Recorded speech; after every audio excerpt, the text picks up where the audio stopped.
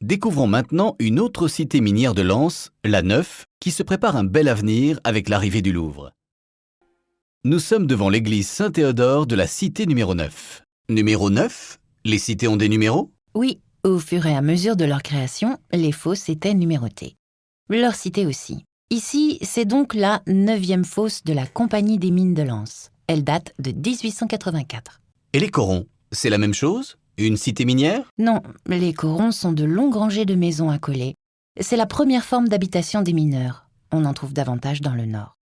Dans le Pas-de-Calais, où l'exploitation du charbon a été plus tardive, on trouve plutôt des cités pavillonnaires. Cette cité numéro 9, elle s'appelle aussi la cité Théodore Barrois, je crois. Du nom d'un administrateur des mines de Lens.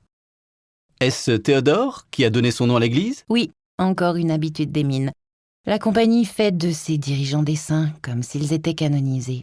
Une pratique qui a disparu au début du XXe siècle avec la montée de l'anticléricalisme.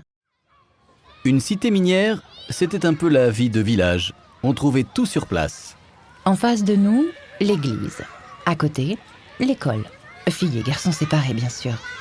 Les ingénieurs vivaient à proximité du site d'exploitation, dans les plus beaux logements. Le château, comme disaient les mineurs. Et eux vivaient dans les petites maisons. La compagnie la leur louait contre un petit loyer. À Lens, juste avant la guerre, pour un peu plus de 17 300 ouvriers, les mines pouvaient loger 10 000 familles.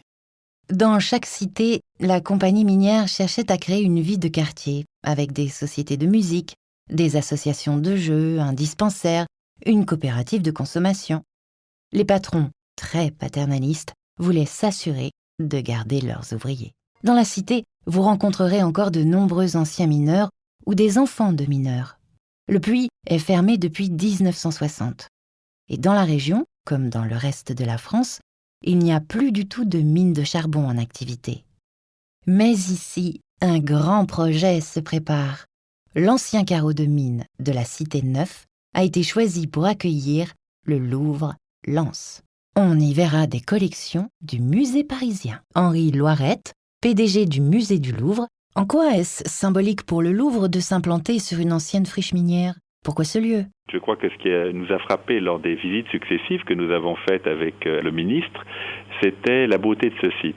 C'est un site qui domine le bassin minier, qui rend visible les deux grands terris de Los Angeles. Donc on partage, je dirais, la vision de ce bassin minier. On est au cœur de ce bassin minier et en même temps, on est au milieu d'un parc.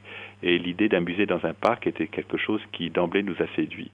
À quoi va ressembler ce musée? Ça va être un très long bâtiment, un bâtiment dans un parc. Je pense que l'environnement est quelque chose de très très important. C'est un bâtiment immatériel, c'est un bâtiment qui est un bâtiment très long, qui d'une certaine façon rappelle par son organisation ce qu'est le Louvre, le palais avec ses pavillons, avec ses ailes.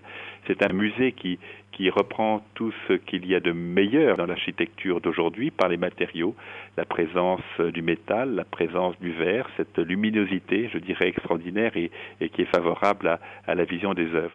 Qu'est-ce qu'on y verra? C'est pas un mini-Louvre, c'est-à-dire que ce n'est pas un Louvre qui est organisé comme ici dans le Palais parisien par département, par technique. C'est quelque chose qui mêle les collections et qui rend visible des rapprochements qui sont impossibles à faire à Paris. Donc c'est un Louvre expérimental en quelque sorte qui donne à voir autrement les chefs-d'œuvre du Louvre, qui porte un autre regard sur nos collections et un regard sans cesse renouvelé.